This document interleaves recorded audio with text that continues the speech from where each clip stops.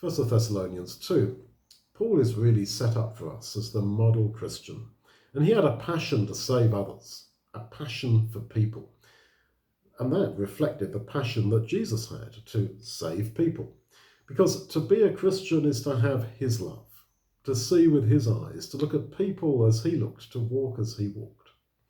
Paul began life as a rabbi, as a religious academic, concerned with the academic study of the Old Testament scrolls. But when he became a Christian, he was changed by the Spirit of Jesus. He became passionate for people and for their salvation.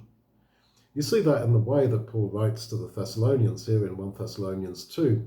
He says, "So affectionately longing for you, we were well pleased to impart to you not only the gospel of God, but also our own lives, because you had become dear to us.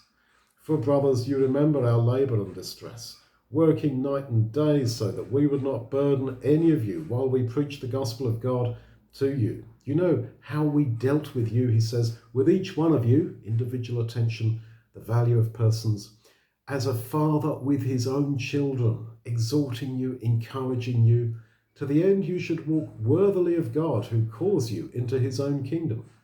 Paul was willing to die for the believers in Thessalonica.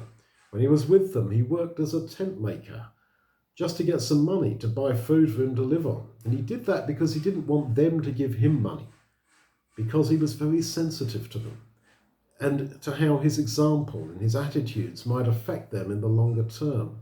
He didn't deal with them just as a group, but he related to each one of you as if they were his own baby children. That personal attitude to each of them shows his love, his sensitivity, his care. All this is a completely different way of life from the selfish life of the person that's only concerned with themselves. We are to be like Paul and give our heart, our strength, our resources, our lives to help others come into God's kingdom. We can't just passively receive God's grace. We will want to share this with others. We will be outward looking rather than looking inward all the time or looking out just for our immediate family. Because this is the Spirit of Christ, which is what we as Christians are to be full of.